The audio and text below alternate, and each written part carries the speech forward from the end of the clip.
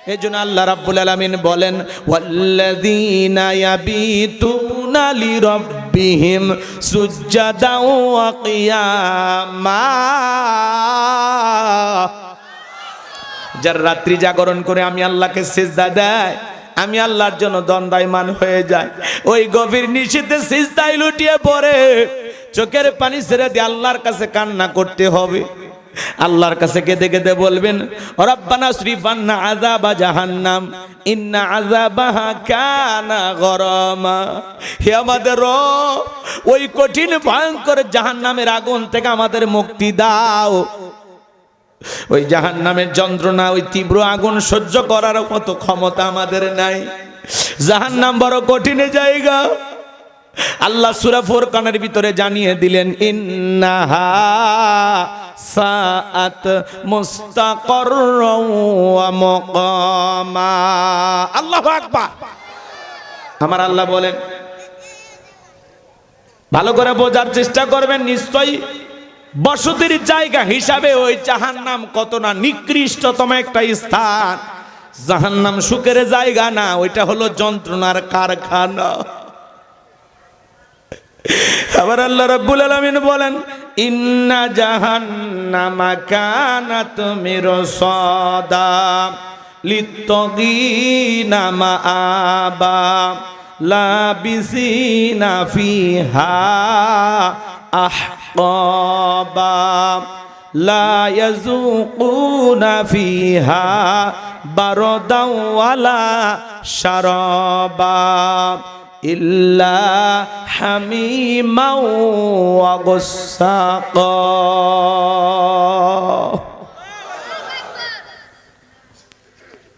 আবার আল্লাহ রাব্বুল আলামিন জানিয়ে দিলেন ইন্না জাহান্নামা কানাত মিরসাদা, ওই জাহান্নাম ফুলসিরাতের কিনারায় ওত পেতে রয়েছে।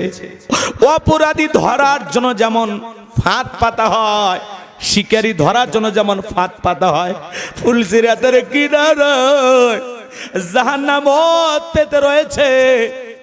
এটা হলো জাহান্নামটা, হলো এই জাহান্নামটা হইল অপরাধীদের থাকার আবাস স্থল। লিত্তাগিনা মাআবা, এটা হলো অপরাধীদের থাকার আবাস স্থল। লাবিসিনা ফিহা আহকাবা, এখানে তারা যুগের পর যুগ বসবাস করবে। একজন জাহান্নামী কত লক্ষ বছর, কত কোটি বছর জাহান্নামের আগুনে জ্বলবে। এর সঠিক ইলম আর জ্ঞান আছে একমাত্র কার কাছে? ওই জাহান্নামের আগুনে জাহান্নামীরা জ্বলতে জ্বলতে পুড়তে পুড়তে চেহারাটা হয়ে যাবে কয়লার মতো কালো। জাহান্নামের এক ইঞ্চি জায়গা ফাঁকা নাই যার মধ্যে আগুন নেই। ওই জাহান্নামের আগুনে জ্বলতে জ্বলতে জাহান্নামী বান্দাগুলো ক্ষুধার্ত হয়ে আল্লাহর কাছে বলবে আল্লাহ আমাদের খাইতে দাও, খাইতে দাও। আল্লাহ তখন জাহান্নামী ফেরেশতাদেরকে অর্ডার দেবে আমার জাহান্নামী বান্দাদের খাইতে দাও। জাহান্নামের তলদেশে এক ধরনের ফলের চাষ করা হবে, যেই ফলের নাম হলো জাক্কুম, কাঁটাযুক্ত ফল। এই ফলটা যখন জাহান্নামীদেরকে খাবার হিসাবে দেওয়া হবে, ওরা এই ফলটা হাতে পাওয়া মাত্রই যখন খাওয়ার জন্য মুখের ভিতরে দেবে, এই ফলটা গলার মাঝামাঝি আটকে যাবে বাজান, ভিতরেও যাবে না, বাইরে বাড়বে না। যত গলা নাড়াচাড়া করবে কাঁটাগুলো ফুটবে আর ফুটবে, আর জাহান্নামীরা চিৎকার করে কাঁদবে আর ডেকে বলবে আল্লাহ এ কেমন ফল খাওয়াইতে দিলাম আলী, ভিতরেও যায় না বাহিরেও আসে না, যন্ত্রণা সহ্য করতে পারবে না। জাহান্নামীরা তখন চোখের পানি ছেড়ে দিয়ে কাঁদবে আর ডেকে বলবে আল্লাহ যন্ত্রণা সহ্য করতে পারি না। আল্লাহ জাহান্নামী বান্দাকে এই ফল খাইতে দিয়েছে ক্ষুধা মিটানোর জন্য না, জাহান্নামী বান্দার শাস্তি আরো বেশি বাড়ানোর জন্য।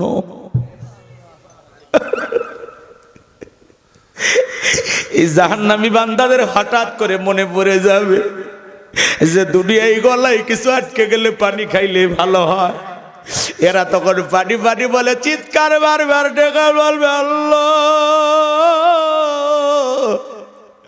পানি দাও, পানি দাও, পানি দাও।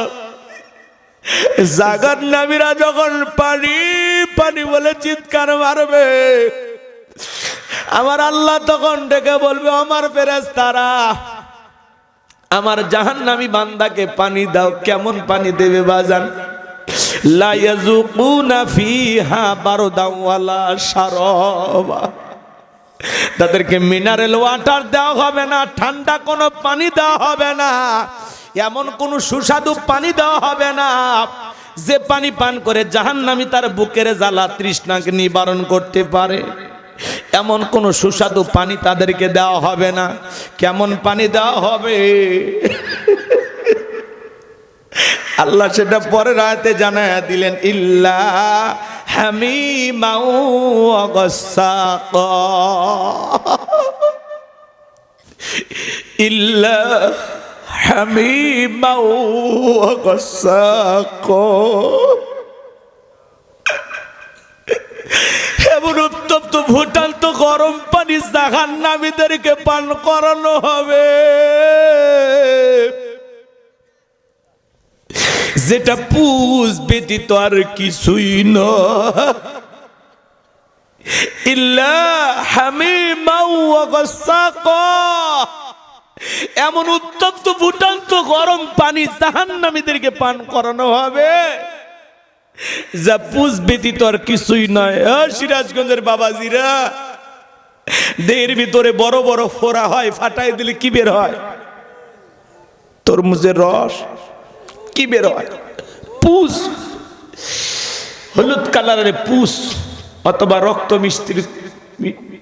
মিশ্রিত থাকলে লাল হয়ে যায়।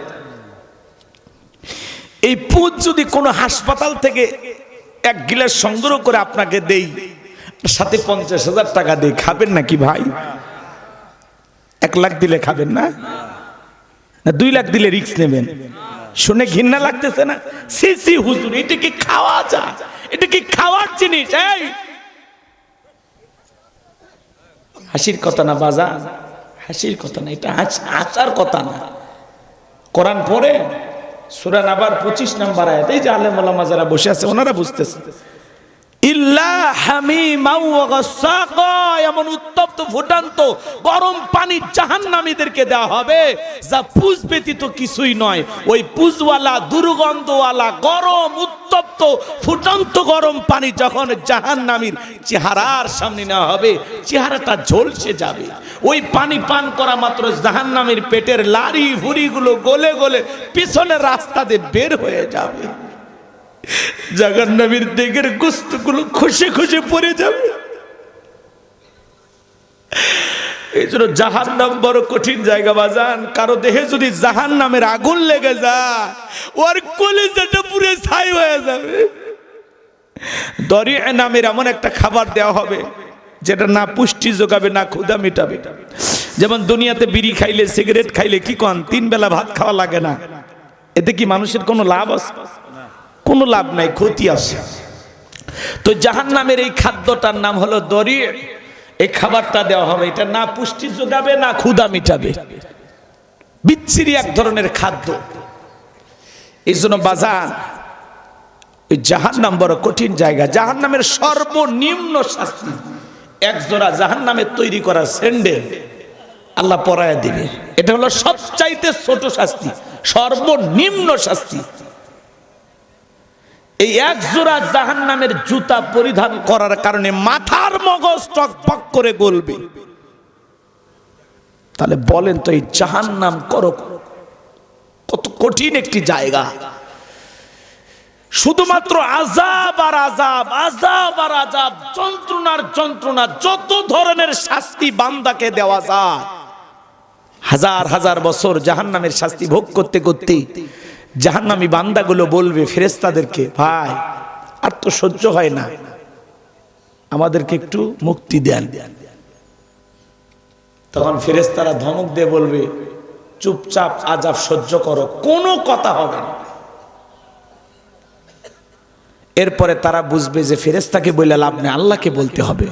তখন জাহান্নামীরা 1000 বছর আল্লাহকে ডাকতে থাকবে।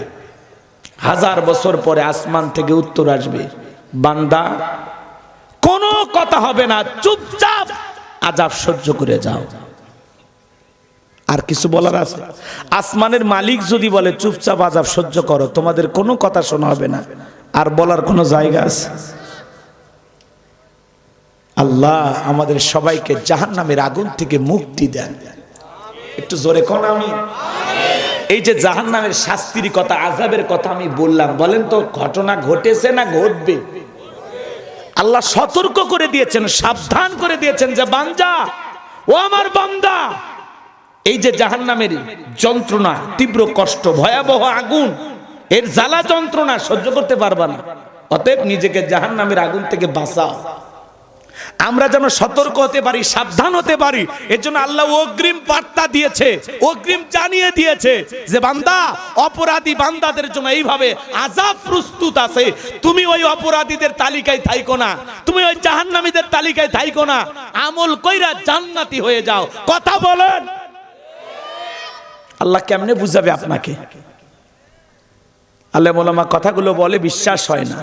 যেদিন কবরে যাবেন সেদিন থেকে টের পাবেন জালেমদের কথার কত কদর, কত দাম। আমি যে কথাগুলো বললাম, একটি মিথ্যা কথা বলছি, বানায়া বলছি? সব কোরআন হাদিসের দলিল দিয়ে বললাম। এটা এখন মানা না মানা আপনার ইচ্ছা। আমরা কেউ জাহান্নামে যেতে চাই না। জাহান্নামের 1 মিনিট থাকার মতো শক্তি কারণ নাই। এই দুনিয়ার আগুন দেখতেছেন, এই আগুনের চাইতে জাহান্নামের আগুনের পাওয়ার 70 গুণ বেশি, 70 গুণ পাওয়ার বেশি। এই দুনিয়ার আগুনের মোমবাতি জ্বালান তো, জ্বালায় 5 মিনিট হাত রাখতে পারবেন? হ্যাঁ, এই সামান্য জাহান্নামের আগুনের তুলনায় এই আগুন তো কিছুই না ভাই, এটা তো কিছুই না। ওই হিসাবে ধরলে এটা ধোঁয়া ধোঁয়া, জাহান্নামের আগুনের ধোঁয়া, এটা তো কিছুই না। কেমনে পারবো আমরা? রোদের তাপে অস্থির হয়ে এসি লাগে, ফ্যান লাগে, আর জাহান্নামের এত যন্ত্রণার আগুন কেমনে সহ্য করবো আমরা? আল্লাহ, আল্লাহ আমাদেরকে মুক্তি দাও। আল্লাহ ছাড়া আমাদের কেউ নাই, আছে কেউ? আল্লাহ, জাহান্নামে যাওয়ার মতো শক্তি আমাদের নাই। আল্লাহ আমাদের সবাইকে জাহান্নামের আগুন থেকে মুক্তি দাও। জোরে বলেন আমিন। আর একটু জোরে বলেন আমিন। আমার ভাইয়েরা গভীর মনোযোগ দিয়ে কথাগুলো শুনে যান বাজান, লম্বা আমি করব না। 8টি পদ্ধতিতে নবীজির উপরে কোরআনুল কারীম নাজিল, হয়তো বলতে গেলে লম্বা সময় লাগবে। হযরত ওমর ফারুক ডেকে বলেন, নবীজির কোরআনুল কারীম রিসিভ করা শেষ হয়ে গেল। নবীজি তখন সাহাবায়ে কিরামদের দিকে মুখ ঘুরে ডেকে বলেন, আমার সাহাবীরা, এই মাত্র আসমান থেকে জিবরাইল এসে আমার উপরে সূরা আল মুমিনুনের 10টি আয়াত কারিমা নাজিল করে জানায় দিয়ে গেলেন, নবী গো, এই 10টি আয়াতের ভিতরে আল্লাহ রাব্বুল আলামিন তার আদরের মুমিন বান্দাদের জন্য 7টি কোয়ালিটি নিয়ে আলোচনা করেছেন, 7টি গুণাবলী নিয়ে আলোচনা করেছেন। কোন মুমিন যদি এই 7টি গুণে গুণান্বিত হতে পারে, 7টি গুণ দিয়ে তার জীবনটাকে সাজাইতে পারেন, আমার আল্লাহ বলেন, উলাইকা হুমুল ওয়ারিসুন আল্লাযীনা ইয়ারিসুনাল ফিরদাউস হুম ফিহা খালিদুন। বলেন, তারাই হবেন উত্তরাধিকারী জান্নাতুল ফেরদাউসের, সেখানে তারা চিরকাল বসবাস করবেন। আমার আল্লাহ কোনোদিন তাদেরকে জান্নাত থেকে বের করে দেবেন না। বলুন সুবহানাল্লাহ। বাবা মারা গেলে ওয়ারিশ সূত্রে সন্তান যেরকম বাবার সম্পত্তির ভাগ পায়, কোনো মুমিন যদি এই 7টি গুণাবলী দিয়ে জীবনটা সাজাইতে পারেন, এই 7টি কোয়ালিটি অর্জন করতে পারেন, 7টি গুণে গুণান্বিত হতে পারেন, আল্লাহ রাব্বুল আলামিন তার নামে জান্নাতুল ফেরদাউসের ভিতরে জায়গা বরাদ্দ রাখবেন। সে হবে জান্নাতুল ফিরদাউসের ওয়ারিশ, উত্তরাধিকারী। সুবহানাল্লাহ। একটা মানুষের যদি ঢাকায় বাড়ি থাকে, ঢাকা গুলশানে অথবা উত্তরায়, সে একটা ভাব, হুজুর গুলশানে থাকা মানুষ, উত্তরায় থাকি, একটা ঢাকা গুলশানে বা উত্তরায় বাড়ি পাইলে কি একটা ভাব, কি একটা মোশান, হ্যাঁ, অহংকারে পা যেন মাটিতে পড়ে না। আজকে গোলাম রব্বানির ওয়াজ শুনে যদি আমল করতে পারেন, ঢাকা গুলশানে বাড়ি না, উত্তরাই বাড়ি না, জান্নাতুল ফিরদাউসের ওয়ারিশ হতে পারবেন। জান্নাতুল ফিরদাউসের ভিতরে আপনার নামে জায়গা বরাদ্দ থাকবে। সুবহানাল্লাহ। তাহলে জান্নাতে বাড়ি দরকার নাকি গুলশানে বাড়ি দরকার? কারা কারা জান্নাতে যেতে চান দুই হাত তুলে মালিককে দেখান। আল্লাহ আমাদের সবাইকে জান্নাতি মানুষ হিসেবে কবুল করুন। চেলা বলুন আমিন। আর একটু জোরে বলুন আমিন। এবার 60টা আঙ্গুল দেখান। জান্নাতে যেতে হলে কয়টা গুণা বলি? 60টি। জোরে বলেন কয়টি? 60টি। আরো জোরে। জোর হলো না, উঠেই যাবে। হাত নামান। রাগ করতেছে? একটু মিছিল করার অভ্যাস করেন, সামনে তো মিছিল করা লাগবে, বোঝেন না? এই জন্য 16 বছর মিছিল করতে পারেননি, সামনে 16 বছরের কাজা আদায় করা লাগবে। কথা কন ঠিক না? আমার ভাইয়েরা এদিক খেয়াল করেন। আল্লাহ আমাদেরকে ভালোবেসে মুসলমানের ঘরে জন্ম দিয়া জান্নাতের রাস্তা একটু আগায় দিছে। সুবহানাল্লাহ বলবেন না? এরপরে পৃথিবীর শ্রেষ্ঠ কিতাব কোরআনুল কারীম দান করে জান্নাতের রাস্তা আরেকটু আগায় দিয়েছেন। এরপরে আখেরি পয়গম্বর আখেরি উম্মত বানায়া জান্নাতের রাস্তা আরেকটু আগায় দিয়েছেন। একটু আমল করলে আমরাও জান্নাত পাবো। কথা কয় না কেন? রাগ করতেছেন? আমরা জাতির দিক দিয়ে সেরা জাতি, ধর্মের দিক দিয়ে শ্রেষ্ঠ ধর্ম পেয়েছি, কিতাবের দিক দিয়ে সেরা কিতাব পেয়েছি, নবীর দিক দিয়ে সেরা নবী পেয়েছি। আজকে আলোচনা শুনে যদি আমল করতে পারেন জান্নাতটাও পাবেন সেরা ইনশাআল্লাহ। কিন্তু খালি ওয়াজ শুনলে হবে না, আমল করা লাগবে। ওই যে মা বোনের আগে ফু দিত চুলায় আগুন লাগানোর জন্য, দেখছেন? এর নাম হলো চোঙ্গা। আমাদের গাইবান্ধায় বলে চোঙ্গা, আপনারা কি করেন? চোঙ্গা বলেন? আচ্ছা, ওই যে আগে মা বোনেরা ফু দিয়া আগুন ধরাইতো না, তো এইদিকে বাতাস দিলে ওদিকে বের হয়ে যায়। তো কিছু কিছু শ্রোতা আছে এই কান দিয়ে ঢুকায় ওই কান দিয়ে বের করে দেয়। এই শ্রোতা হলে হবে না, মাঝখানে একটু ব্যারিকেড দেন, একটু থামান, কিছু কথা নিয়ে যান। প্রত্যেকটা মাহফিলে যাবো হেদায়েতের উদ্দেশ্যে, গেলাম হইচই করে বক্তা ওয়াজ করছে, কাঁপিয়ে দিচ্ছে সেই হুজুর। কথা কয় না? কয় হুজুর কি ওয়াজ করছে? কয় ফাটাফাটি বক্তা, তুফানি ঝাঁপানি জিহাদি, বোঝেননি? যুক্তিবাদী চুক্তিবাদী যা আছে সেই ভাব আর সেই মোশান। এই ওয়াজ শুনে লাভ আছে? বক্তা কোন বিষয় নিয়ে ওয়াজ করছে ওইটা মনে রাখা লাগবে। যে গোলাম রব্বানি যে আসছিল কোন ওয়াজ করছে? সূরা আল মুমিনুন থেকে মুমিনদের 7টা গুণাবলী নিয়ে আলোচনা করেছেন, এটা তার আলোচ্য বিষয় ছিল। কথা বোঝা গেছে? ফাটাফাটি ওয়াজ করছে, সেই সাটাইছে, এটা সাটাসাটি কি আর ফাটাফাটি কি? মাদারীপুর চেনেন? জেলার নাম মাদারীপুর, নাম শোনেননি? ওয়াজ করতে গেছিলাম, কয় হুজুর এমন ওয়াজ করা করবেন হুজুর, মানুষ জান চোখের পানি ছেড়ে দিয়ে কান্দে হুজুর। আমি তখন বললাম, পাগলা রে, বাপ মা মরে গেলে কান্দে না, আর হুজুরে ওয়াজ শুনে কাঁদবে? কাঁদা অত সহজ? দিনাজপুরে একবার ওয়াজ করে গেলাম, কয় হুজুর আজকে এমন ওয়াজ করবেন মাটি যান কাঁপে ওঠে। আমি তখন বললাম, এই পাগলা, আমি কি ভূমিকম্প কাঁপা বাড়াচ্ছি? আছে না এরকম? এক জায়গায় করলাম, করছে হুজুর আজকে এমন ওয়াজ করবেন একটা শ্রোতাও যেন মাহফিল থেকে না ওঠে, এমন কাহিনী আর ঘটনা ধরবেন। আমি তখন বলে, এই পাগলা, আমি কি শ্রোতার পা ধরে বসে থাকবো? যার মন চাই থাকবে, যার মন চাই থাকবে না। এরকম কিছু লোক আছে না? নাই? আবার অনেকে বলে, হুজুর আজকে কিন্তু মাহফিল জমায়ে দেওয়া লাগবে। কে? কয় শ্রোতা যেন হাসতে হাসতে লঙ্গি খুলে যায়, এরকম হাসির ওয়াজ করা লাগবে। তাই আমি বললাম, ভাই এত হাসি মজা আনন্দ দরকার, তাহলে ওয়াজ না দিয়ে চিকন আলিক নিয়ে এসে কৌতুক করলেই হতো। কথা বলেন? ওয়াজ মাহফিল, ওয়াজ মাহফিল, দুই একবার হাসছেন এটা ভিন্ন কথা, কিন্তু যে 2 ঘন্টায় যে হাসান লাগবে, এই তো বেশি হাসলে তো দিল মরে যাবে, বেশি হাসলে তো সমস্যা। রাগ করতেছেন আপনারা? এই পোলাপান, তোমাদের আমার খুব পছন্দ হয়েছে। হ্যাঁ, এ প্রত্যেকটা কথা, এই বাচ্চাটা দেখছেন, এই যে টুপিওয়ালাটা মাঝখানেটা, ইনশাআল্লাহ আলহামদুলিল্লাহ, আল্লাহ জোরে জোরে, মানে সেই এই ভবিষ্যতে একটা বারুদ হবি, এলাকা তছনছ করে ফেলে দিবি। আল্লাহু আকবার, খান লিল্লাহি তাকবীর। সম্মানিত ভাইয়েরা আমার, গভীর মনোযোগ দিয়ে কথাগুলো শুনে যান। কি রে বা, ওয়াজের মাঝে সিটি কে? হ্যাঁ, এটা তো খুবই খারাপ। ঠিক আছে, পরে পড়তেছি, সিটি পরে পড়া যাবে। পোলাপান দুষ্ট আছে তো, দেখা যাক কি লেখছে, পরে সবাই মিলে পড়বুন। আমার দিকে তাকান, আলোচনা কি বুঝতেছেন নাকি খারাপ লাগতেছে? তাহলে জান্নাতে যেতে হলে কয়টা গুণাবলী? 60টি। জোরে বলেন বাজান, কয়টি? গভীর মনোযোগ দিয়ে শোনেন। নবী তখন সাহাবায়ে কিরামদের সামনে তেলাওয়াত করে শুনিয়ে দিলেন। আমার আল্লাহ বলেন, ক্বাদ ফালাহাল মুমিনুন।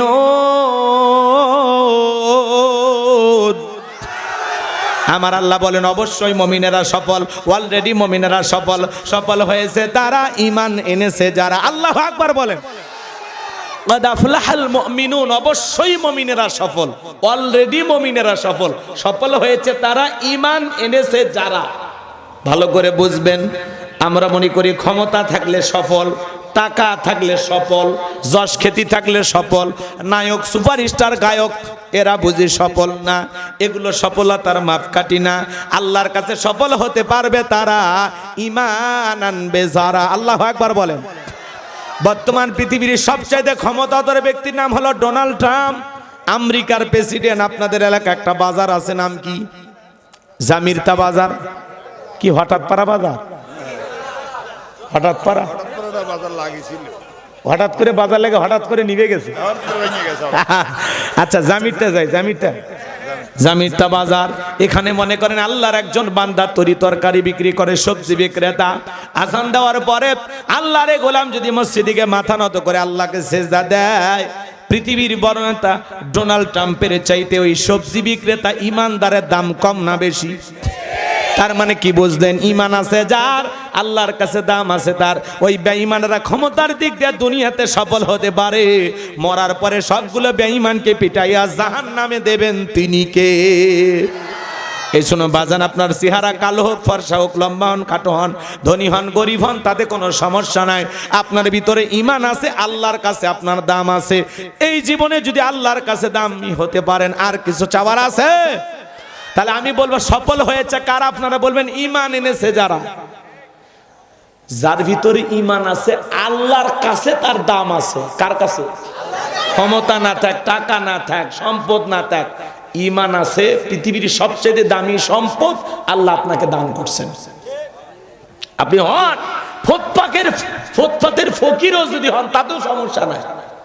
আপনার ভিতরে ঈমান আছে, পৃথিবীর সবচেয়ে দামি সম্পদ আল্লাহ আপনাকে দান করছেন। কথাকে বুঝাইতে পারলাম? বিদেশে যাওয়ার জন্য কি লাগে? পাসপোর্ট লাগে, ভিসা লাগে, তাই না? তো জান্নাতে যেতে হলে ঈমান নামের পাসপোর্ট লাগবে। যার ঈমান আছে সে জান্নাতে যেতে পারবে। সুবহানাল্লাহ কোন। যার ঈমান নাই তার জান্নাতে যাওয়ার কোনো চান্স নাই।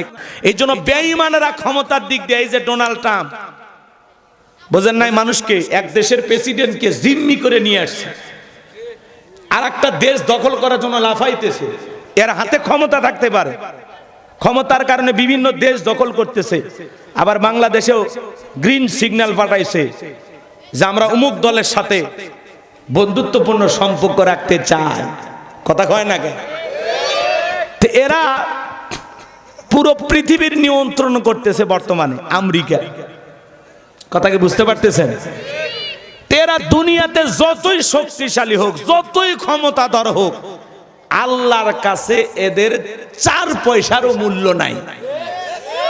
ওর মূল্য থাকতো তখন, ঈমান থাকতো যখন। ওর ঈমান নাই, আল্লাহর কাছে ওর দাম নাই। কথা বুঝাইতে পারলাম? আমাদের টাকা না থাক, ক্ষমতা না থাক, কিন্তু ঈমান আছে, আল্লাহর কাছে দাম আছে। তাহলে আমি বলবো সফল হয়েছে কারা? আপনারা বলবেন ঈমান এনেছে যারা। বলতে পারবেন না? বলেন সফল হয়েছে কারা? সফল হয়েছে কারা? কথা ক্লিয়ার তো? তাহলে প্রথম আয়াত বুঝতেন, قد أفلح المؤمنون, অবশ্যই মুমিনেরা সফল, অলরেডি মুমিনেরা সফল। সফল হয়েছে তারা, ঈমান এনেছে যারা। আল্লাহু আকবার বলেন। ছোট্ট একটি প্রশ্ন, একজন অমুসলিম জোহরের নামাজের পূর্বে ঈমান গ্রহণ করেছে, এখন এই ব্যক্তির উপরে জোহরের সালাত আদায় করা কি? ফরজ। মাশাআল্লাহ, চমৎকার মানুষ আপনারা, ভাল লাগলো। আমার ভাইয়েরা গভীর মনোযোগ দিয়ে কথাগুলো শুনে যান বাজান। ঈমান আনার পরে মুমিন জীবনের সবচেয়ে গুরুত্বপূর্ণ ইবাদতের নাম হলো সালাত। আল্লাহ যখন মুমিন বান্দার 7টি কোয়ালিটি, 7টি গুণাবলী নিয়ে আলোচনা শুরু করলেন, আমার আল্লাহ 1 নাম্বার সালাত দিয়ে শুরু করলেন। কিয়ামতের ময়দানে বান্দার হিসাব যখন আল্লাহ শুরু করবেন, সর্বপ্রথম আল্লাহ সালাতের হিসাব নেবেন। সালাতের হিসাব যদি ঠিকঠাক দিতে পারেন, বাকি হিসাবে যদি একটু 19-20 হয়, আল্লাহ মাফ করে দিবেন। কিন্তু সালাতের হিসাবে যদি উলটপালট হয়ে যায়, সালাতের হিসাবে যদি প্রথমে ধরা খেয়ে যান, বাকি হিসাব আর কড়াকড়ি হবে। তাহলে কিয়ামতের ময়দানে সর্বপ্রথম নামাজের হিসাব হবে। কিসের হিসাব? তাহলে আল্লাহ তাআলা আবার মুমিনদের জান্নাতে যাওয়ার 7টি কোয়ালিটি আলোচনা যখন শুরু করলেন, আমার আল্লাহ 1 নাম্বার সালাত দিয়ে শুরু করলেন, তাহলে আমি কি শুরু করব? রাগ করবেন না, যুবক যারা আছো নিরাশ হয় না। 1 2 3 4, এই 4 নাম্বার কোয়ালিটিতে, এই 4 নাম্বার গুণাবলীতে যুবকদের ওয়াজ আছে, যুবক আর যুবতীর আলোচনা হবে। তার মানে যুবকদেরকে ছেড়ে যাওয়ার কোনো সুযোগ, একটু অপেক্ষা কর। হ্যাঁ, তোমাদের খবর আছে তো? রাগ করতেছেন নাকি আপনারা? তাহলে মুমিন বান্দার 1 নাম্বার গুণাবলী, আল্লাযীনা হুম ফি সালাতিহিম খাশিউন। মুমিন বান্দার 1 নাম্বার গুণাবলী, যারা নিজেদের সালাত বিনয়ের সহিত, নম্রতার সহিত, আল্লাহর ভয় নিয়ে আদায় করে। আয়াতের ব্যাখ্যায় তাফসীরকাররা লিখেছেন, তাফসীর ইবনে কাসির থেকে বলছি, অন্তরের ভিতরে সুচিন্তা, দুশ্চিন্তা, কুশ্চিন্তা, বিবির কথা, সংসারের কথা, ব্যবসা বাণিজ্যের কথা, দুনিয়াবি কোনো চিন্তা ভাবনা মনের মধ্যে রাখা যাবে না। দুনিয়াবি সব চিন্তা ভাবনা বাদ দিয়ে আল্লাহর ভয় নিয়ে মসজিদে যাইতে হবে। আপনি আমি যখন নামাজের মধ্যে দাঁড়িয়ে যাব, অন্তরে একমাত্র ভয় থাকবে কার? ইয়া আইয়ুহাল্লাযীনা আমানুত্তাকুল্লাহ, হে ঈমানদারগণ আমি আল্লাহকে ভয় করো, হাক্কা তুকাতিহি, ভয় করার মতো ভয় করো। আল্লাহু আকবার বলেন। কিভাবে নামাজ আদায় করবেন? আম্মা জান আয়েশা ডেকে বলেন, নবীজি নামাজের ভিতরে এত লম্বা সময় দাঁড়িয়ে থাকতেন, মাঝে মাঝে তাকায় দেখতাম নবীজির পা মোবারক ফুলে উঠেছে। আম্মা জান আয়েশা ডেকে বলেন, নবীজি নামাজের ভিতরে এত লম্বা সময় দাঁড়িয়ে থাকতেন, এত লম্বা সময় সিজদায় থাকতেন, মাঝে মাঝে মনে হয় নবীজি আর কোনোদিন সিজদা থেকে মাথা উঠাবেন না। লম্বা সময় দাঁড়িয়ে থাকতেন নামাজের মধ্যে, পা ফুলে উঠত, লম্বা সময় রুকুত থাকতেন, লম্বা সময় সিজদায় পড়ে থাকতেন মুহাম্মদ সাল্লাল্লাহু আলাইহি ওয়াসাল্লাম। আম্মা জান আয়েশা ডেকে বলেন, একদিন রাতের বেলায় দেখি সিজদা দিয়ে নবীজি এত কান্না করেছেন, কাঁদতে কাঁদতে সিজদার জায়গাটা পর্যন্ত ভিজে গেছে। আম্মা জান আয়েশা ডেকে বলেন, নবীজি যখন সিজদা থেকে মাথা উঠাইলেন, আমি জিজ্ঞাসা করলাম, নবী গো এত কান্না কেন করলেন, কি হয়েছে আপনার? নবী তখন ডেকে বলে, আয়েশা আমি তো আমার জন্য কাঁদি না, আমি কাঁদি আমার গুনাহগার উম্মতের জন্য। আমি আল্লাহর কাছে কেঁদে কেঁদে বলি, আল্লাহ আমার গুনাহগার উম্মতের গুনাহগুলো মাফ করে দাও, ওই কঠিন জাহান্নামের আগুন থেকে আমার উম্মতকে তুমি মুক্তি দাও। আল্লাহু আকবার। যেই নবীর জীবনে কোনো গুনাহ নাই, সেই নবী দিনের মধ্যে 70 থেকে 100 বার ইস্তেগফার পড়তেন, তওবা করতেন। এ বাজান, আপনার আমার গুনাহ মাফের আশায় আপনাকে আমাকে জাহান্নামের আগুন থেকে বাঁচানোর জন্য নবী যদি সিজদা দিয়ে আল্লাহর কাছে কান্না করেন, আপনি আমি হলাম তো মূল ভিকটিম, মূল আসামি, মূল অপরাধী। তাহলে বলেন তো বাজান, আমাদের নিজেদের গুনাহ মাফের জন্য আল্লাহর কাছে সিজদা দিয়ে কান্না করার দরকার আছে না? না। আমার শাহজাদপুরের তরুণ যুবক ভাইরা, সিরাজগঞ্জের মুসলমান বাবাজিরা, 5 ওয়াক্ত সালাত, এইটা তো রবের বাধ্যতামূলক অর্ডার। নিজেকে ঈমানদার দাবি করলে অবশ্যই আপনাকে 5 ওয়াক্ত সালাত আদায় করতে হবে, এটা রবের বাধ্যতামূলক অর্ডার। নবী বলেন, কলাম রাসূলুল্লাহি সাল্লাল্লাহু আলাইহি ওয়াসাল্লাম, বাইনাল আবদি ওয়া বাইনাল কুফরি তারকুস সালাম। রাসূল আকরাম সাল্লাল্লাহু আলাইহি সাল্লাম বলেছেন, একজন ঈমানদার আর একজন বেঈমানের মধ্যে পার্থক্যকারী যেই জিনিস, তার নাম হলো সালাত। ঈমানদার নামাজ আদায় করে আর বেঈমানের নামাজ পড়ে না। কথা বলেন ঠিক কিনা? নিজেকে যদি ঈমানদার দাবি করেন, অবশ্যই আপনাকে 5 ওয়াক্ত সালাত আদায় করা লাগবে, এটা রবের বাধ্যতামূলক ওয়ার্ডার। কথা বলে 5 ওয়াক্ত সালাত নফল না ফরজ? নফল না ফরজ? ভালো করে বোঝার চেষ্টা করবেন বাজান। 5 ওয়াক্ত সালাত আদায় করবেন, পাশাপাশি গভীর নিশীথে রাতের 1টা 2টা 3টার দিকে ওইটা আরামের বিছানা ত্যাগ করে ঠান্ডা পানি দিয়ে ওযু বানায়া নিরালাই নিবৃত্তিতে যাই নামাজে দাঁড়িয়ে যায় যারা, আল্লাহর প্রিয় গোলাম হতে পারবে তারা। ভালো করে বুঝবেন বাজান, গভীর নিশীথে বিবির ভালোবাসা ত্যাগ কইরা, আরামের বিছানা ত্যাগ কইরা যে ব্যক্তি নিরালাই নিবৃত্তিতে একা একা যাই নামাজে দাঁড়িয়ে গেল, এই নামাজ দুনিয়ার কাউকে দেখানোর জন্য নয়, এই নামাজ হলো একমাত্র আল্লাহকে পাওয়ার জন্য, আল্লাহকে রাজি খুশি করার জন্য। কথা বলেন ঠিক কিনা আমার ভাইয়েরা? তাহলে বলেন গভীর নিশীথে সিজদা দিয়া কান্না করতে হবে কার কাছে?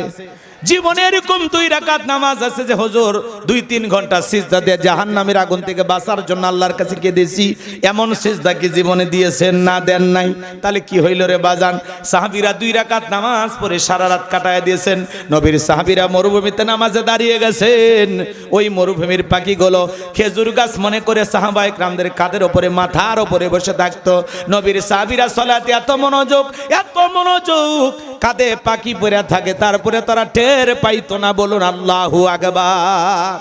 আর আপনি মশা বলে হাতে জায়গা নিয়ে আগে মশা মারে, তারপরে সূরা ধরে। কথা কোন ঠিক কি না? হযরতে তালহা রাদিয়াল্লাহু তাআলা সালাত আদায় করতেছিলেন, ছেলেটা খেলা করতেছিল, জঙ্গল থেকে সাপ এসে সন্তানটাকে পেঁচিয়ে ধরেছেন। স্ত্রী মানুষজনকে ডাকলেন, ছেলেটাকে বিপদ মুক্ত করলেন।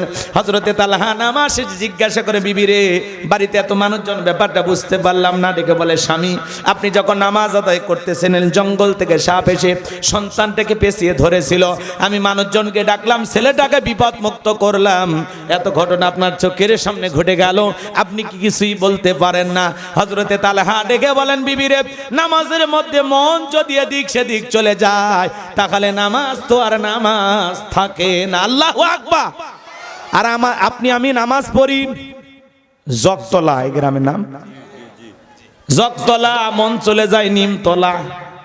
নামাজ পড়ে সিরাজগঞ্জ, মন চলে যায় ঢাকায়। কথা বলেন। নামাজের মধ্যে দাঁড়ায় মন খালি ছটফট করে, দুনিয়াবি নানান কথা নামাজের মধ্যেই মনে হয়। মাঝে মাঝে দুনিয়াবি এত কথা নামাজের মধ্যে মনে হয়, নামাজ 2 রাকাত না 3 রাকাত মনে থাকে না। মাঝে মাঝে দুনিয়াবি এত কথা নামাজের মধ্যে মনে হয়, নামাজের সিজদা 2টা হলো না 1টা হলো মনে থাকে না। আছে না নাই? আমাদের পাগল মন খালি ছটফট করে, দুনিয়াবি সব কথা নামাজের মধ্যেই মনে হয়। আছে না নাই? কি মন? কি মন? পাগল মন। কথা কয় না? কি মন? পাগল মোহন মন রে, মন কেন উল্টো পাল্টা বলে? ও পাগল মন, মন রে, মন কেন মসজিদে না যায় রে? তাহলে ভাইয়েরা আমার, নামাজের ভিতরে দ্বারা মন খালি ছটফট করে। কথা বলে ঠিক কিনা? দুনিয়াবি নানান কথা নামাজের মধ্যে মনে হয়। এক চাষামি এত তাড়াহুড়া করে ওযু করছে বাজান, এক ঠ্যাং নাই ধুয়ে মসজিদে ঢুকছে, টাইসালা মসজিদ পিছলা গায়ে, চাষা একদিক লঙ্গি একদিক, তাও কয় আল্লাহু আকবার। মানুষ কয় চাষা আগে লঙ্গি ঠিক করেন, কয় না আগে জামাত ধরি। আছে না নাই? বলেন তো বাজান, নামাজের চাবি এদিক খেয়াল করেন। নামাজ যেরকম বেহেশতের চাবি, আর নামাজকে সুন্দর করার জন্য যে ওযুটা আমরা করি, ওযু ঠিক, নামাজ ঠিক। ওযুই যদি না হয় নামাজ হবে? কথা বুঝতে পারতেছেন? ওযু হলো নামাজের চাবি, আর নামাজ হলো জান্নাতের চাবি। কথা কি বুঝতে পারছেন? ওযুটা সঠিকভাবে করবেন, আল্লাহ বোঝার তৌফিক দান করুন। তাড়াহুড়ো করবেন না, পিছনে অনেকে ঠেলে তারা দিবে, মানে এমন স্পিরিটে করে, কোন জায়গা ঠিক মতো ধুইল কিনা, হইল কিনা দেখার সুযোগ নেই, দাঁড়ায় গেছে। আরে ভাই, ওযুটা সুন্দর করে করতে হবে। পারবো তো ইনশাআল্লাহ? কষ্ট হচ্ছে আমার কথায় বিরক্ত হয়েছেন? তাহলে নামাজের ব্যাপারে তাড়াহুড়া করা যাবে? আল্লাহ কি বলেন? আল্লাযীনা হুম ফি সালাতিহিম খাশিউন। আল্লাহ বলেন, যারা নিজেদের সালাত বিনয়ের সহিত, নম্রতার সহিত, আল্লাহর ভয় নিয়ে, খুশু খুজু ভাব নিয়ে, আল্লাহর ভয় নিয়ে আদায় করা লাগবে। এবাজান যেমন তেমন ভাবে নামাজ পড়লে হবে না। একজন ফাঁসির আসামি, তাকে যদি বলা হয় রাত 10টা বাজে 12টায় তোমার ফাঁসি, লোকটা যদি ইমানদার হয় অবশ্যই 2 রাকাত নামাজ আদায় করবে। ফাঁসির আসামি জীবনের শেষ মনে করে যেরকম নামাজ আদায় করে, আপনি জহরের নামাজ আদায় করবেন, আর মনে মনে খেয়াল করবেন, এই জহরের নামাজ আমার জীবনের শেষ নামাজ, আমি আসর পর্যন্ত নাও বাঁচতে পারি। আসরের নামাজ আদায় করবেন, আর মনে মনে ভাববেন, আসরের নামাজ আমার জীবনের শেষ নামাজ, আমি মাগরিব পর্যন্ত দুনিয়াতে নাও বাঁচতে পারি। যেই নামাজই পড়েন মনে করুন এটাই জীবনের শেষ নামাজ, শেষ নামাজ। আমার দিকে তাকান, আমার দিকে তাকান। কষ্ট হচ্ছে আপনাদের?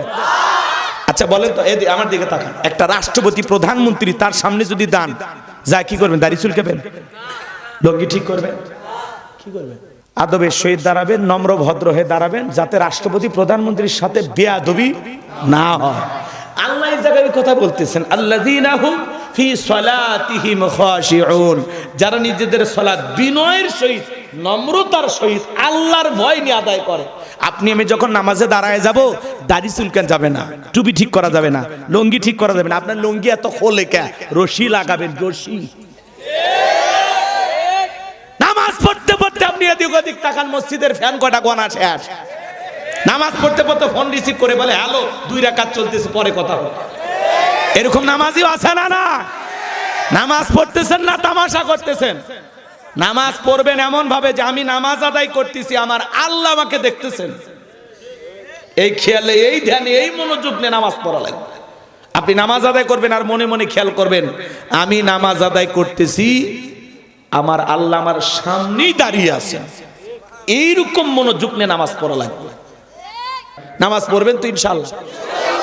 শুধু মসজিদ সুন্দর বানাইলে হবে না, শুধু মসজিদটা সুন্দর করলে হবে না, এখানে যারা নামাজ আদায় করবে তাদের অন্তরটাও সুন্দর হওয়া দরকার, আছে না? নাই? শোনেন, আপনামা জুমার নামাজের জন্য মসজিদ ভাঙে 2 তলা 3 তলা করা হচ্ছে, ফজরের নামাজের সময় 1 কাতার মুসল্লিও নাই। এরকম মসজিদ বানাইলে হবে না। ফজর যেরকম মসজিদ কানায় কানায় পূর্ণ থাকবে, জুমাতেও মসজিদ কানায় কানায় পূর্ণ থাকবে। পারবেন তো ইনশাআল্লাহ? নবীর জামানায় এরকম ছিল, ফজর, আসর, মাগরিব, এশা, জুমা সব একই দৃশ্য, মসজিদ কানায় কানায় পূর্ণ। সুবহানাল্লাহ। আল্লাহ আমাদের মসজিদগুলো এরকম মুসল্লি দিয়ে ভরায় দেন, ইমানদারদের ভরায় দেন, নামাজি দিয়ে ভরায় দেন। জোরে কোন আমিন। এবার 2 নাম্বার গুণাবলী, যুবক রেডি হও। 2 নাম্বার, ওয়াল্লাযীনা হুম আনিল লাগবি মুরিদুন। মুমিন বান্দার 2 নাম্বার গুণাবলী, অনার্থক কথাবার্তা বলা যাবে না, আজে বাজে কথা বলা যাবে না। এক জায়গায় বসে আজে বাজে গল্প করে, অমুক খারাপ তমুক খারাপ, এ ভালো না সে ভালো না, মনে হয় গীবত কমিটির সভাপতি সেক্রেটারি বসে গেছে, আছে না? না, দুনিয়ার সব গল্প ওনার কাছে। চাচা চা খাচ্ছেন, খান, এত ঝড় তুলছেন কে? টকশো শুরু করছেন কে? আপনি জবান দিয়ে যা ইচ্ছে তাই বলতে পারবেন না। আপনার জবানের প্রত্যেকটা কথা কিন্তু রেকর্ড করা হচ্ছে। মা ইয়ালফিজু মিন কাউলিন ইল্লা লাদাইহি রাকিবুন আতীদ। বান্দা এমন কোন কথা বলে না যে কথা রেকর্ড করার জন্য আমার ফেরেশতারা নাই। আপনার জবানের প্রত্যেকটা কথা রেকর্ড করা হচ্ছে, আর প্রত্যেকটা কথার ব্যাপারে একদিন আল্লাহর কাছে জবাব দেওয়া লাগবে। এই জন্য মুমিন বান্দা জবান দিয়ে যা ইচ্ছা তাই বলবেন। অন্যের সমালোচনা করে লাভ কি? নিজের আত্মের সমালোচনা করেন, নিজের জীবনের তুলুটি তালাশ করেন। আমার জীবনই তো ভুলে ভরা, আমি তো নিজের অপরাধের কারণে, নিজের গুনাহের টেনশনে ঘুমাইতে পারি না। কথা বলে তাহলে অমুক খারাপ, তুমুক খারাপ, এই দল খারাপ, ওই হুজুর খারাপ, তুমুক খারাপ, এগুলো সমালোচনা করা যাবে? সমালোচনা করবেন না। জিহ্বাটার বড় দাম। নবীজি বলেছেন তোমরা 2টা জিনিস যদি কন্ট্রোল করতে পারো, হেফাজত করতে পারো, একটা হলো 2 চলের মাঝখানে থাকা নরম জিহ্বা, আর 2-র মাঝখানে থাকা লজ্জাস্থান। এই 2টা যদি কন্ট্রোল করতে পারো, এই 2টা যদি হেফাজত করতে পারো, আমি নবী তোমাদের জান্নাতের জিম্মাদারি নিলাম। সুবহানাল্লাহ। তাহলে জবান দিয়ে যা ইচ্ছা তাই বলা যাবে না, জবানটাকে কন্ট্রোল করতে হবে। মুমিন বান্দা কথা বলবে ততটুকু প্রয়োজন, যতটুকু প্রয়োজনের অতিরিক্ত কথা বলা থেকে আমরা বিরত থাকি। কথা কয় না কে? রাগ করতেছেন? সমালোচনা করে লাভ আছে? অন্যের গীবত গায়ে লাভ আছে? রাগ করলেন মনে হয়? মুমিন বান্দার 2 নাম্বার গুণাবলী, মুমিন বান্দা অনার্থক কাজ করবে না। মুমিনের টাকা হলে সিনেমা হল বানাবে না, যাত্রা গানের আয়োজন করবে না, গানের কনসার্ট দেবে না, মদের বার দেবে না। মুমিনের টাকা হলে মুমিন মসজিদ বানাবে, মাদ্রাসা বানাবে, ঈদগাহ মাঠ বানাবে, কবরস্থান বানাবে, ভালো কাজে টাকা ব্যয় করবে। ফলের গাছ লাগায় দিবে, পুকুরের ঘাট বানায় দিবে, রাস্তার মধ্যে লিখে রাখবে সুবহানাল্লাহ, আলহামদুলিল্লাহ, আল্লাহু আকবার। মুমিন কোনোদিন ভাস্কর্য বানাইতে পারে না। কথা বলেন। তাহলে মুমিন বান্দারা ভালো কাজে টাকা ব্যয় করবে। মুমিন কোনোদিন ভাস্কর্য, প্রতিমা, মূর্তি বানাইতে পারে না। মুমিনের টাকা ভালো কাজে ব্যয় হবে। মসজিদ বানান, মাদ্রাসা বানান, ঈদগাহ মাঠ বানান, কবরস্থান বানান, রাস্তাঘাটে ফলের গাছ লাগায় দেন, পুকুরের ঘাট বানায় দেন, গরিব দুঃখী মানুষের জন্য টাকাটা খরচ করেন। টাকা বেশি হয়েছে, খরচ করার জায়গা নাই, আপনি সিনেমা হল বানাবেন? মুমিন কোনোদিন বানাইতে পারে? অনেক মানুষ দেখি সিনেমা হলের মালিক টুপি পরে সিএনএ বসে আছে, কচ্ছে আপনার সিনেমা হলের অবস্থা কি? কয় না, ব্যবসা খুব ভালো চলছে। টুপি পরে আছে, মুখ দাড়িও আছে, ও বলতেছে সিনেমার ব্যবসা ভালো চলতেছে। হাই রে মুসলমান, রাগ করতেছেন আপনারা? আল্লাহ হেদায়েত দান করুক। টুপি মাথায় দেখায় সিনেমার ব্যবসা ভালো চলতেছে, কত বড় বিয়াত। মুমিন বান্দার টাকা হলে ভালো কাজে ব্যয় হবে, মসজিদ বানাবে, মাদ্রাসা বানাবে, ঈদগাহ মাঠ বানাবে, তাফসীরুল কোরআন মাহফিলের আয়োজন করবে। কথা বলেন ঠিক কি না? মুমিন বান্দার 2 নম্বর গুণাবলী, অনার্থক জিনিস কান দিয়ে শ্রবণ করা যাবে না। যুবকরে কানের ভিতর ইয়ারফোন লাগায় গান শোনো, রূপবানে নাচে কোমর দোলাইয়া, আল্লাহর ফেরেশতারা কবরে নে পিটাবে ঝোলাইয়া ঝোলাইয়া। সিরাজগঞ্জের এক যুবক রেল লাইন পার হয়ে যাচ্ছে, ট্রেন আসছে, কানের মধ্যে ইয়ারফোন লাগানো ছিল, ট্রেন এসে ধাক্কা মেরে 3 টুকরা করে থুয়ে গেছে। মরার পরে কানের ভিতরে ইয়ারফোন লাগানো ছিল, এখন কবরে যা ফেরেশতারা তোর জায়গা মতো বাদ্যযন্ত্র বাজাবে। কথা বলেন ঠিক কি না? এই কান আল্লাহ গান শোনার জন্য দেয় নাই রে যুবক ভাই। হক্কানি উলামায়ে কিরামদের বয়ান শুনতে হবে, ইসলামী সঙ্গীত শুনতে হবে, কোরআন তেলাওয়াত শ্রবণ করতে হবে, ভালো ভালো কথা কান দিয়ে শোনার দরকার আছে না নাই? তাহলে মুমিন বান্দা জবান দিয়ে সে কথা বলবে যে কথা বলে সব হয়, সমাজে সেই কাজ চালু করবে যেটা করলে সব হয়, কান দিয়ে সেইটা শুনবে যেটা শুনলে সব হয়। এক কথায় সব আছে যেখানে আর গুনাহ আছে যেখানে। আল্লাহ পাক সকল গুনাহ থেকে আমাদের বেঁচে থাকার তৌফিক দান করুন। জোরে বলেন আমিন। মন্দ কথা বলবো না, মন্দ কাজ করব না, মন্দটা শুনবো না, ভালো কথা বলবো, ভালো কাজ করব, ভালোটা শুনবো। কথা ক্লিয়ার? এইবার 3, এরপরে 4। যুবক রেডি হও। 3 নাম্বার গুণাবলী, ওয়াল্লাযীনা হুম লিয-যাকাতি ফাঈলুন।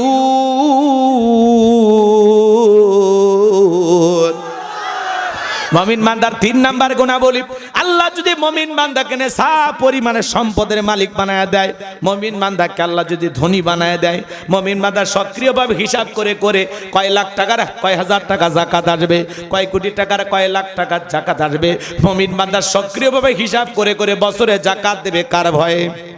যাকাত দেওয়া নফল না ফরজ?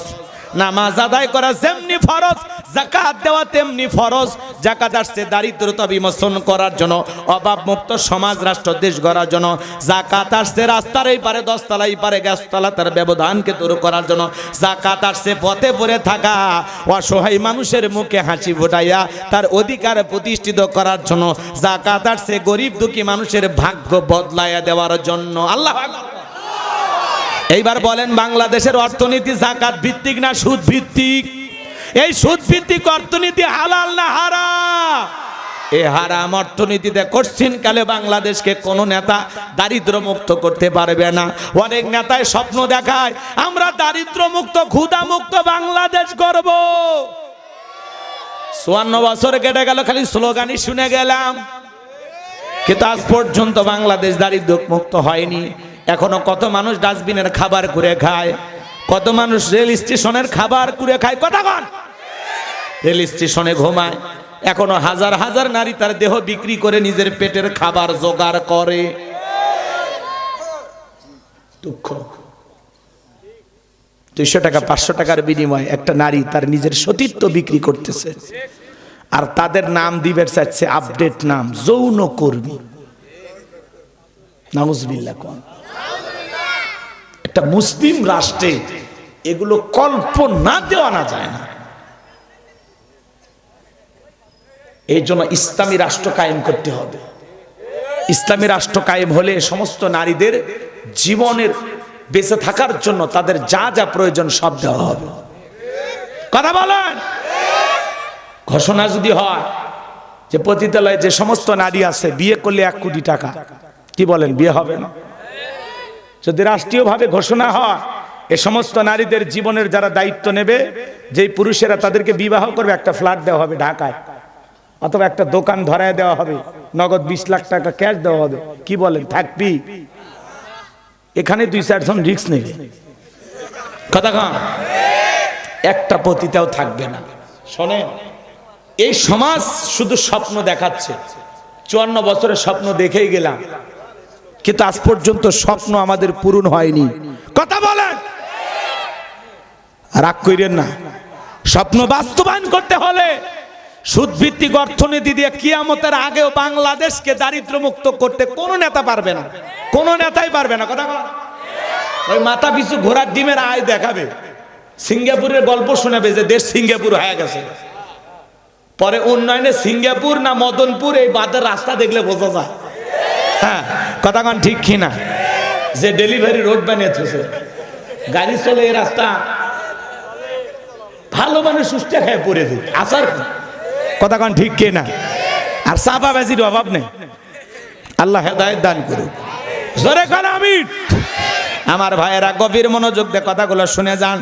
তাহলে সমাজকে যদি পরিবর্তন করতে চান, সুদ ভিত্তিক অর্থনীতিকে লাথি মারা লাগবে। এ চাচার কি আছে? এ চাচা আমার দুইবার খেপছে। চাচা এদিকে, ও চাচা কি আছে আপনার?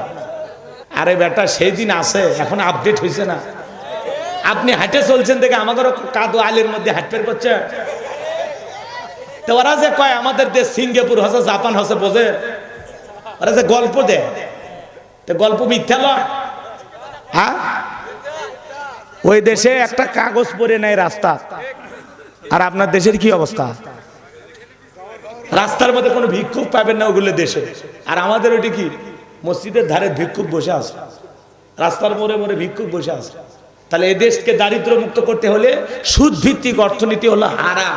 এই হারাম অর্থনীতি দিয়া কোশ্চিন কালে দারিদ্র মুক্ত করা যাবে না। যদি বাংলাদেশকে দারিদ্র মুক্ত করতে চান, এটা যদি নেতাদের স্বপ্ন হয়, তাহলে বাংলাদেশে যাকাত ভিত্তিক অর্থনীতি চালু করতে হবে।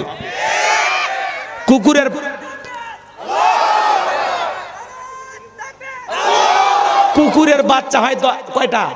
কুকুরের বাচ্চা হয় কয়টা? 5টা, 7টা, 8টা, 10টা। আর গাভী বাছুর দেয় কয়টা? একটা। কুকুরের বাচ্চা জন্মের হওয়া হয়, জন্মের মরা মরে, এরকম খুঁজে পাওয়া যায় না। কিন্তু বছরে বাছুর গাভী একটা দেয়। হাজার হাজার বাংলাদেশে জবাই হয় প্রতিদিন। কুরবানির সময় কয়েক লক্ষ জবাই হয়, হিসাব করে খুঁজ পাবেন না।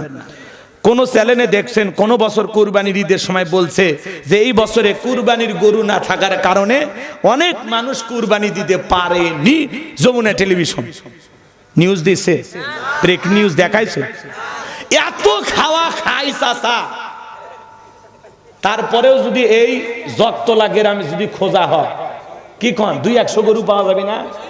যে বাড়িতে আমি ভাত খাইলাম, খাবারের ব্যবস্থা করছি, ওটি যত বড় বড় গরু, 6টা না কয়টা গোনার সময় পাই। তা যাতা গরু না জব করলে 4 গ্রামের মানুষ খায় শেষ করতে পারবে না। এত বড় গরু, হাই রে ভাই, এক এক গরু 15 লাখ 20 লাখ টাকা গরু, নাকি বিশাল বড় গরু। রাগ করতেছেন আপনারা? তাহলে বান্দায় এত খাওয়া খায় ফুরাইতে পারে না। এই গ্রামে খুঁজলেও 150-200 গরু পাওয়া যাবে, 20টা কুকুর পাওয়া যাবে, মিস্টার ডগ পাওয়া যাবে। তার মানে কি বুঝলেন? হালালে বরকত আছে, বান্দা কিয়ামত পর্যন্ত খায়া ফুরাইতে পারবে না। কিন্তু হারামে কোনো বরকত নাই। ইমাম মুয়াজ্জিনের বেতন দিয়েও তো বুঝতে পারেন, কারণ 1 লাখ 2 লাখ টাকা দিয়ে যায় না। আর হুজুরের 5000 টাকা দিয়ে হুজুর যে পাঞ্জাবি পরে ওটার দামই 5000। তাহলে হুজুরের বউ কি পরে আছে নাকি কাপড় নাই? তো কথা কর না কে? হুজুরের বউ, যারা হুজুরের বউ, এরা হলো পৃথিবীর সবচেয়ে ভাগ্যবতী নারী। এ কথা কন। হুজুর মানুষ হয় বউ মারবারই পারি না, উল্টো ওরাই মারে। কথা কন, উল্টো ওরাই ধরে মারে। হ্যাঁ, আমরা হুজুর মানুষ হয় বউ মারবার পারি না, ওরাই মারে। বই আমাকে ধরে মারে, তাও মেনে নেওয়া লাগে। কি করবেন? আমি মারলে তো চিল্লেবি, চিল্লেলে তো মানুষ চলে আসবি। তখন কবি কেড়ে এত বড় বক্তা সারা দেশে ওয়াজ করে আর বক ধরে মারিচ্ছে, এ শালা তো মানুষ লয়। কথা কর না কে? তখন উল্টো বদনাম আমার হবি। চাচা এই টুককে মারিবারও পারি না, কিন্তু রাগ হয় মাঝে মাঝে, মারিবার পারি না। কথা কি বুঝছেন? হুজুর কি বেকায়দা। এজন্য যারা হুজুরের বউ হয়েছে এরা পৃথিবীর সবচেয়ে ভাগ্যবান নারী। কথা কন ঠিক না? হুজুর কিচ্ছু কয় না, কিচ্ছু কয় না। রাগ করতেছেন নাকি আপনারা? মন খারাপ করছেন মনে হয় আমার ভাইরা। তাহলে কোন কথা বলতে চাচ্ছিলাম বলেন? তাহলে এই 3 নাম্বার, আল্লাহ ধনী বানাইলে হিসাব করে বছরে যাকাত দেব তো, একবার দেব তো ইনশাআল্লাহ। এইবার যুবক রেডি হও, যুবক রেডি। 4 নাম্বার, ওয়াল্লাযীনা হুম লিফুরুজিহিম হাফিজুন।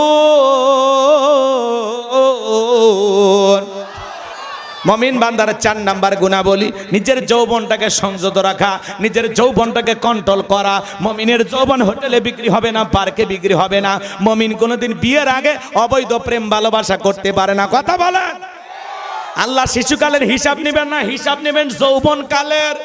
হে তরুণ যুবকেরা শোনো, 70-80 বছরের মুরব্বী, যে শীত পড়ছে চাচা, পৌষ মাস মাঘ মাস, আপনাকে যদি বলা হয় 5000 টাকা দেব, রাত 2টা বাজে পুকুর থেকে গোসল করে আসেন, চাচা হলো ভাতি দেন, যে শীত পড়ছে 5000 টাকা নেওয়ার মতো গোসল করে শক্তি থাকবে তো? কিন্তু একটা যুবককে যদি বলা হয় যুবক 5000 টাকা দেব, রাত 2টা বাজে শীতের দিনে একটু গোসল করে আসো, ও বলবে কাপড় খুলছি, টাকা বের করেন তো। কারণ যুবকের একটা পাওয়ার আছে, স্পিরিট আছে, দেহের শক্তি আছে। কথা বলেন। এই জন্য যুবক ভালো করে শুনে যাও। ও মুরব্বী চাচা, আপনিও শুনে যান। চাচা, বয়স বেশি হয়ে গেলে লম্বা সময় রুকুতে থাকা যায় না, লম্বা সময় সিজদায় থাকা যাবে না। 70-80 বছর বয়স, বেশিক্ষণ সিজদা থাকলে মানে দম আটকে মারা যাবে, নিঃশ্বাস নেওয়া যায় না। সিজদায় যা দম আটকে আসলে বেশিক্ষণ নিচু হয়ে থাকা যায় না, তো কষ্ট হয়। এটা বয়স হয়ে গেলে বোঝা যাবে। কথা কয় না কেন? যুবক, এই যৌবন বয়সে ঠান্ডা পানি দিয়ে তোমার উজু করার ক্ষমতা আছে, কিন্তু মুরব্বী চাচা চাচিমা গরম পানি করে দিলে চাচার উজু আছে? গরম পানি না হলে উজু নাই, নামাজও নাই। কথা কন। বয়স বেশি হয়ে গেলে লাঠি ধরে মসজিদে আসতে আসতে, বয়সের কারণে পা ফেললে আসতে আসতে এসে মসজিদে এসে থাকে জামাতি শেষ। আর তুমি যুবক, মসজিদে আসতে তোমার 30 সেকেন্ড 1 মিনিট লাগে না। কথা কন। কারণ একটা দেহের শক্তি আছে, গরম আছে, পাওয়ার আছে। যখন এখন আছে চামড়া টাইট করতেছো আল্লাহর সাথে ফাইট, যখন হবে চামড়া ঢিল, তখন দিবে আল্লাহর সাথে মিল। ওই ঢিল চামড়ালে আল্লাহ কি করবে? আল্লাহ চাইতেছে যৌবনকালের সময়টা। কথা কন। এই যৌবনকালে আমরা গুনাহ করতে ভালোবাসি, আর যৌবনকালের ইবাদত আল্লাহ পছন্দ করেন। যৌবনকালে লম্বা সময় রুকু সিজদা করা যায়, লম্বা সময় নামাজ আদায় করা যায়। যৌবনকালে ঠান্ডা পানি দিয়ে ওযু বানায় মসজিদে যাওয়া যায়। কথা কন। তাহলে যৌবনকালের ইবাদত পছন্দ করেন কে? যুবক, এই রঙের যৌবন একদিন জং ধরবে, কাঁচা দাড়ি একদিন সাদা হয়ে যাবে, টাইট চামড়া একদিন ঢিল হয়ে যাবে, যৌবনে পড়ে যাবে ভাটি। কথা বলেন ঠিক কি না? ও তোমার গহনা দিন ভো রাইয়া যাইবে, গহনা দিন ভো রাইয়া যাইবে, যৌবনে লাগবে ভাটি। ওই যে দেখো ডাকিতেছে তোমায় কবরের মাটি, ওই যে দেখো ডাকিতেছে তোমায় কবরের মাটি। যেদিন সন্ধ্যার আগে ডুববে রে বেলা, এক নিমিষেই ভেঙ্গে যাবে তোমার রঙ্গেরই মেলা। কারে দিবা তুমি জোরে ধমক, কারে দিবা তুমি জোরে ধমক, কার মাথায় ভাঙবা লাঠি। ওই যে দেখো ডাকিতেছে তোমায় কবরের মাটি। বলেন, ওই যে দেখো ডাকিতেছে তোমায় কবরের। খবর পেয়ে আসবে আত্মীয় স্বজন, তোমারই চার পাশে পয়সা সবাই করিবে কান্দন। সাজাইবে তোমায় মনের মতন, সাজাইবে তোমায় মনের মতন, কি সুন্দর পরিপাটি। ওই যে দেখো ডাকিতেছে তোমায় কবরের মাটি। গইরা মরো তুমি, ফিরা মরো তুমি মায়ারি পিছে, এত আশা ভালোবাসা সবই যে মিছে। কোন দিন জানো আইসা পরে, কোন দিন জানো আইসা পরে আজরাইলের হাতের চিঠি। ওই যে দেখো ডাকিতেছে তোমায় কবরের মাটি। কথা ঠিক? তাহলে জোরে খন মারহাবা। আমার কলিজার যুবক ভাইরা রে, এই যৌবনকাল বড় কঠিন সময়। শয়তান ধোঁকা দেয়, যৌবনকালে গুনাহ করার জন্য শয়তান বারবার ডাক দেয়, কিন্তু নিজের নফসকে বুঝাইতে হবে। যৌবনের পরীক্ষা দিয়েছিলেন আল্লাহর নবী ইউসুফ আলাইহিস সালাম। 2 মিনিটে কি বলবো, রাগ করবেন না। জুলেখা একটা গোপন কক্ষে নিয়ে যা বলে দিলে বড় জ্বালারে পাঞ্জাবেলা হুজুর তো কিছুই বোঝে না, হুজুর সবই বোঝে, নারীর ছলা কলা বোঝে না, কথা কোন ঠিক কি না। জুলেখা কাছে যায় আর ইশারা ইঙ্গিতে কে যেন বুঝাইতে চাই। ইউসুফ আলাইহিস সালাম ডেকে বলে জুলেখা আল্লাহকে ভয় করো। জুলেখার অন্তরে কি আল্লাহর ভয় আছে? জুলেখা নিজের কাপড়গুলো ছিঁড়ে ছিঁড়ে দেবতার মুখগুলো ঢাকতেছে। ইউসুফ আলাইহিস সালাম ডেকে বলে কাপড়ে ঢাকিলে তুমি দেবতার মুখ, কি দিয়া ঢাকিবা তুমি বিধাতার মুখ। ইউসুফ আলাইহিস সালামের অন্তরে কার ভয়? ইন্নী আখাফুল্লাহ, অন্তরে আল্লাহর ভয় নিয়া পয়গম্বর ডেকে বলেন আল্লাহ জুলেখার মনের অবস্থা কি আমি বুঝতে পেরেছি, একমাত্র আপনিই পারেন আমাকে এখান থেকে মুক্ত করতে। আল্লাহর পয়গম্বর ইউসুফ আলাইহিস সালাম আল্লাহর উপরে তাওয়াক্কুল করে নিজের ইজ্জতার সম্মানকে বাঁচানোর জন্য ডেকে বলেন আল্লাহ নিজের ইজ্জতার সম্মানকে বাঁচানোর জন্য সামনে দৌড় মারার দায়িত্ব আমার, আর আপনার কুদরত থেকে তালা খুলে দেওয়ার দায়িত্ব আপনার। এ যুবক শোনো, গোপন একটা রুম, ইউসুফ নবী আর জুলেখা ছাড়া কেউ নাই। এরকম চান্স পেলে তোমরা কি করবা? নফল নামাজ পড়বা? কি খাও? হুজুর কি কর্মটা আপনাকে বলতে পারতেছি না। রাগ করতেছে, বিরক্ত হয়েছেন? আরে গোপন রুম তো দূরের কথা, পার্কের সিটে গড়ি পাইলে যুবকের পীড়িতের 12 মাস। এই যে 14 ফেব্রুয়ারি বিশ্ব ভালোবাসা দিবস, এটা বিশ্ব ভালোবাসা দিবস না, এটা বিশ্ব বেহায়া দিবস, এটা কুত্তে কুত্তি দিবস। কার্তিক মাসে যেরকম রাস্তাঘাটে কুকুরের প্রেম দেখা যায়, 14 ফেব্রুয়ারি পার্কে যারা ঘোরাঘুরি করে, রাস্তাঘাটে রিকশায় যারা প্রেম করে, এরা হলো কার্তিক মাসে কুকুরের মতো। কোন মুসলিম যুবক বিয়ের আগে কোন নারীর হাত ধরে ঘুরতে পারে না, আর কোন নারী এই কাজ করতে পারে না। এত ভালোবাসা দিবস পালন করে, কয়েকদিন পরে মহিলা বমি করে, ছেলে আর পাত্তা দেয় না, বিবাহের দাবিতে ছেলের বাড়িতে যায়, অনশন ধর্মঘাট করে। কেমন না এখন ক্যাঙ্কা হচ্ছে? রাগ করছেন আপনারা? হ্যাঁ, আল্লাহ ওই নারীকে হেদায়েত দান করেন। এই জোরে খন আমিন। ইউসুফ আলাইহিস সালাম নিজের ইজ্জতকে বাঁচানোর জন্য আল্লাহর উপরে তাওয়াক্কুল করে যখন দৌড় মারলেন, আল্লাহর কুদরত থেকে প্রত্যেকটা তারা দরজার তালা খুলে গেছে, বলুন সুবহানাল্লাহ।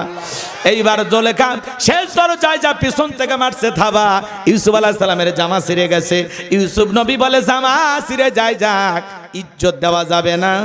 এবার জুলেখা তাকায় দেখে শেষ দরজায় তার স্বামী আজিজ মিসর দাঁড়ায় আছে। কথা আছে যেখানে বাঘের বয়স সেখানে রাত হয়। স্বামীকে দেখা মাত্র জুলেখা নেকা কান্নার অভিনয় শুরু করে দিল। কিছু কিছু মহিলা দেখেন না, কথা বলার আগে কান্দে দেয়, দুনিয়া তোমার কেউ নাই, কেউ নেই, বাঁচে আছো কৃষক, কথায় কথায় কান্দে, চোখে পানি লাগাই থাকে, মনে হয় মোটর বসায় রাখছে। যেই মহিলা যত বেশি কাঁদবে বুঝবেন ওর ভিতরে তত ভেজাল আছে।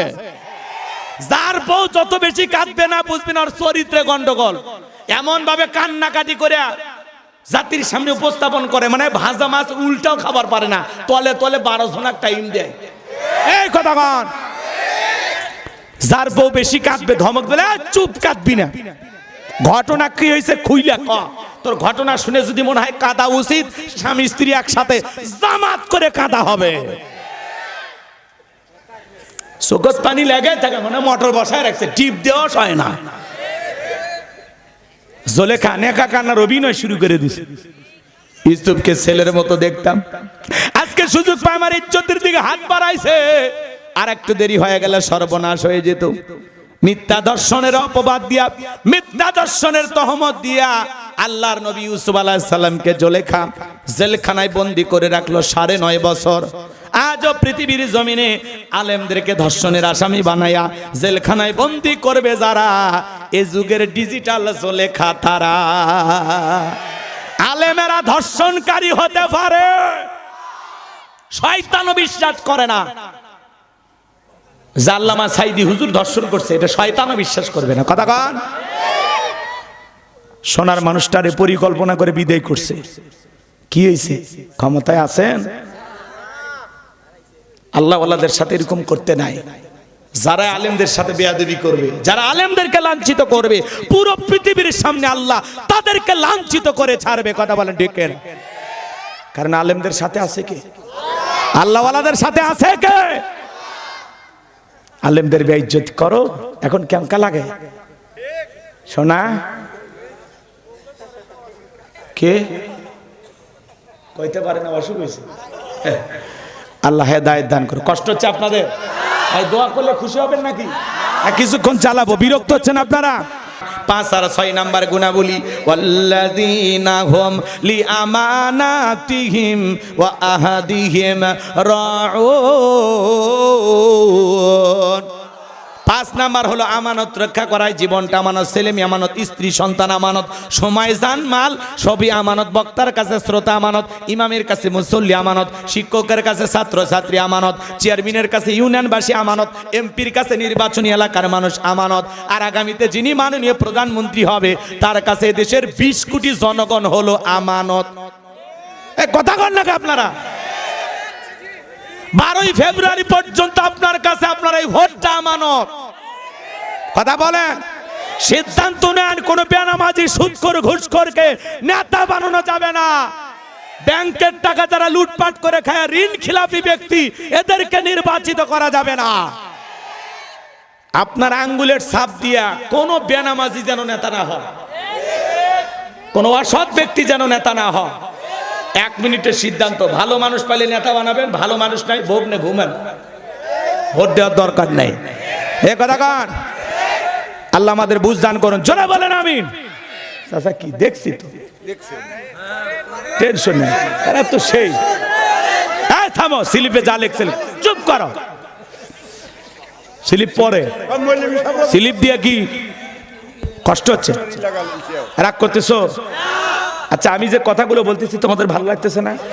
আমি আবার পয়েন্টের ভিতরে আসি, তো বিষয় ভিত্তিক আলোচনার ভিতরে আসি।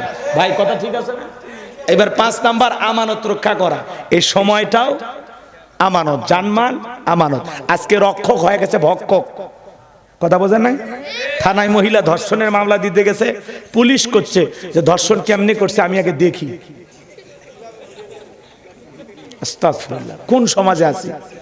মানিকগঞ্জের 2 স্বামী স্ত্রী, ওই যে অটো ভ্যানের ব্যাটারি চার্জ নাই, তা হাসপাতালে গেছে আশ্রয় নিবে। ওই হাসপাতালে যারা পাহারা দেয় 2 জন আনসার ওর বউ ধরে নিয়ে যা গণধর্ষণ করছে। তাহলে আশ্রয় নিবি কুটি? মানুষ যে একটা আশ্রয়ের জায়গা খোঁজে সেটাও না। কথা কয়, আজকে রক্ষক হয়ে গেছে ভক্ষক, আমানতের খেয়ানতকারী। কাউরে হয়তো একটা মোবাইলই ধরেন দিচ্ছেন যে দোস্ত মোবাইলটা দেখো, কুটি দিয়ে আপনার মোবাইলও এখন দেখা শুরু করছে। এ আছে না নাই? খবরদার আমানতের খেয়ানত করবেন না। পারবো তো ইনশাআল্লাহ?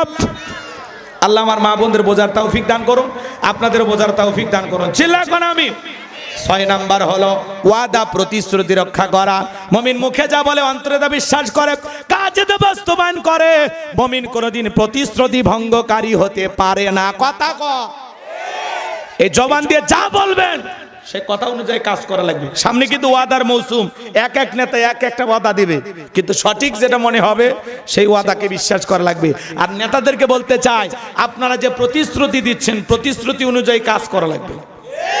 কথা বলেন, বারবার জনগণকে ধোঁকা দিয়ে বোকা বানাবেন, এটা কিন্তু চলবে না। প্রতিশ্রুতি অনুযায়ী কাজ করা দরকার আছে না? না। তাহলে 6 নাম্বার ওয়াদা প্রতিশ্রুতি রক্ষা করা। মুমিন মুখে যা বলে কাজে তা বাস্তবায়ন করে।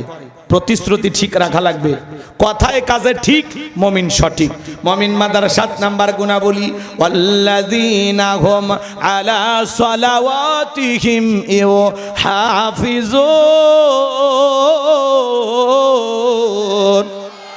মুমিন বান্দার 7 নাম্বার গুনাহবলী হলো যত্ন সহকারে সালাত আদায় করা।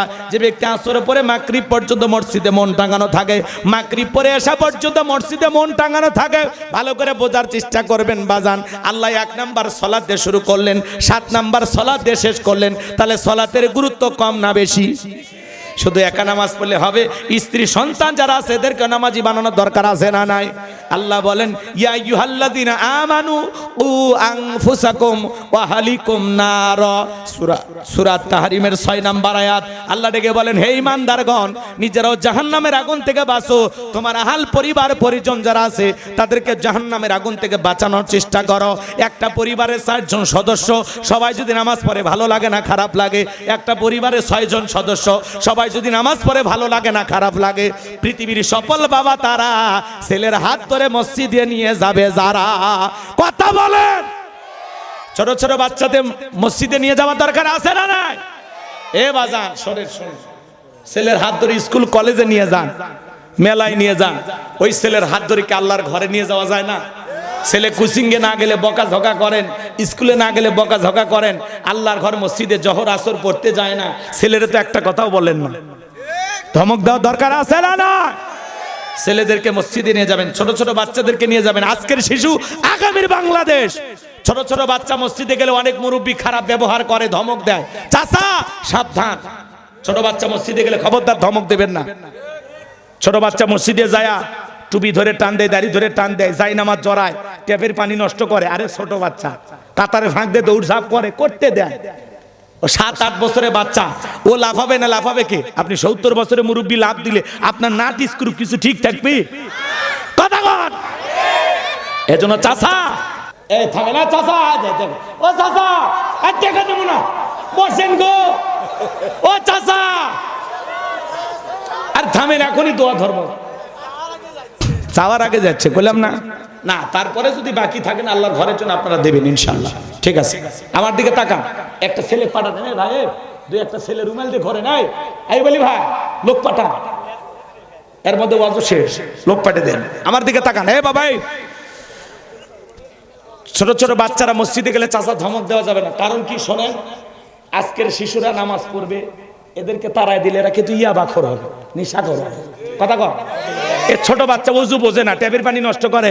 আপনি বলেন বাচ্চা কোন ক্লাসে পড়ো? বাবা ক্লাস 3-তে। আমি 10 টাকা দেব, আমি যেইভাবে ওযু করব তুমি যদি ওযু করে দেখাইতে পারো। এখনকার বাচ্চারা তো কম্পিউটার, জন্ম নিয়ে নাসা বিজ্ঞানী ফেল। ওই 10 টাকা লোভে পড়ে দেখবেন আপনি যেভাবে ওযু করবেন, আপনারে ফটোকপি কইরা ওই ছেলে ওইভাবেই ওযু করবে। আল্লাহু আকবার। আপনার এই 10 টাকার হাদিয়া দিয়ে একটা শিশু ওযু শিখলো, আপনি কি ফকির হয়ে যাবেন? 10 টাকা দিতে পারবেন না? পারবেন না চাচা? ওই বাচ্চা নামাজের রুকু সিজদা বোঝে না, ওরে কাছে ডাকেন, ধইরা ও রুকু সিজদা শিখেন, কিভাবে নামাজে দাঁড়াইতে হয়, কিভাবে রুকু করা লাগে, কিভাবে সিজদা করা লাগবে শিখেন। আপনি মারা গেলে ওই ছেলে আপনার কবরের পাশে দাঁড়িয়ে কাঁদবে আর বলবে, এই চাচা আমারে ওযু শিখাইছে, এই চাচা আমারে নামাজ শিখাইছে। আল্লাহু আকবার কর। মসজিদে নববীতে আল্লাহ রাসূল খুতবা দেয় জুমার দিন, 2 নাতি খালি দৌড়াইতেছে, মুসল্লিরা কেউ কিচ্ছু বলে না। আল্লাহু আকবার কর। নবী তখন 2 নাতির হাত ধরলেন, কাছে নিয়ে আসলেন, খুতবা দিলেন, আল্লাহু আকবার বলেন। এরপরে একদিন নবীজি মাগরিবের নামাজ আদায় করতেছেন, হোসাইন পিঠের উপরে উঠে বসে আছে, নামতে চায় না। নবী কাছে গেলেন, ভালো করে বুঝবেন, নবীর কাছে যা পিঠের উপরে বসে আছে, নামতে চায় না। অনেকটা সময় অতিবাহিত হয়ে যায়। আমার নবী যখন হোসাইনকে হাত দিয়ে পিঠ থেকে নামাইতে চায়, আমার আল্লাহ ডেকে বলে, বন্ধু হোসাইনকে পিঠ থেকে নামাবেন না। আপনি যেরকম হোসাইনকে ভালোবাসেন, আমি আল্লাহ তেমনি ভালোবাসি। হোসাইন আপনার পিঠের উপরে থাকার কারণে আপনার নামাজের কোনো সমস্যা হবে না। বলেন আল্লাহু আকবার। ছোট ছোট বাচ্চা মসজিদে যাবে বাজান, পারলে আরো মসজিদের গেটে লেগে রাখবেন। এখানে শিশুরা নামাজে আসলে চকলেট দেওয়া হয়, ধনী যারা আছেন 2-4 বক্স চকলেট কিনে দেবেন। ছোট ছোট বাচ্চারা নামাজে যাবে, ঘোষণা দেন 40 দিন 5 ওয়াক্ত নামাজ। যেই বাচ্চাগুলো এত বয়স থেকে এত বয়সের বাচ্চারা নামাজ পড়বে, 40 দিন পরে স্কুলের ব্যাগ দেন। কথা কয় না? সাইকেল দেন। এতে কি হলো? ছোট বাচ্চারা মসজিদমুখী হবে, নামাজের প্রতি তাদের আগ্রহ বাড়বে, ওরা মসজিদমুখী হবে। কথা বলেন। আপনি নামাজে যাচ্ছেন, স্ত্রীকে ডাক দেন, সোনা আমি শুধু তোরে দুনিয়াতে চাই না, তোরে নিয়ে জান্নাতে যেতে চাই। বউকেও নামাজে দাঁড়ায় দেন। কথা কর। এই 7টা গুণাবলী কারা কারা আমল করবেন একটু হাত তুলে দেখান তো দেখি। পরিবারের ভিতরে নামাজ কায়েম করবেন তো ইনশাআল্লাহ? এই 7টা গুণাবলী যদি আমল করতে পারেন, উলাইকা হুমুল ওয়ারিসুন আল্লাযীনা ইয়ারিসুনাল ফিরদাউস হুম ফিহা খালিদুন। আল্লাহ বলেন তারাই হবেন উত্তরাধিকারী জান্নাতুল ফিরদাউসের, সেখানে তারা চিরকাল বসবাস করবেন। আল্লাহ কোনোদিন জান্নাত থেকে বের করে দেবেন না। চিৎকার মেরে বলুন সুবহানাল্লাহ। এইবার শোনেন, 1 মিনিটে শোনেন। 1 নাম্বার, যারা বিনয়ের সহিত নম্রতার সহিত আল্লাহর ভয়ে নামাজ আদায় করবে। 2 নাম্বার, জবান দিয়ে সে কথা বলবো যে কথা বলে সব হয়, সমাজে সেই কাজ চালু করবো যেটা করলে সব হয়, কান দিয়ে সেটা শ্রবণ করবো যেটা শুনলে সব হয়। এক কথায় সব আছে যেখানে আমরা আছি। 3 নাম্বার, আল্লাহ সম্পদ দিলে হিসাব করে যাকাত দিব। 4 নাম্বার, যৌবনকালের কঠিন সময় গুনাহ থেকে নিজেকে বাঁচাই রাখা, এই যৌবনকালটা আল্লাহর ইবাদতে কুরবানি করব। আল্লাহর ইবাদত করে যৌবনকাল পুরোটা কাটায় দিব। তাহলে বৃদ্ধকালে যদি ইবাদতের তুলুটি হয়, ওই যৌবনকালের ইবাদতের ওসিলে আল্লাহ বৃদ্ধকালের ইবাদতগুলো একটু তুলুটি হলে মাফ করে দিবেন। কথা বোঝেন না? 5 নাম্বার আমানত রক্ষা করা, 6 নাম্বার ওয়াদা প্রতিশ্রুতি রক্ষা করা, 7 নাম্বার যত্ন সহকারে সালাত আদায় করা। আল্লাহ বক্তা শ্রোতাকে আমল করা তৌফিক দান করুন।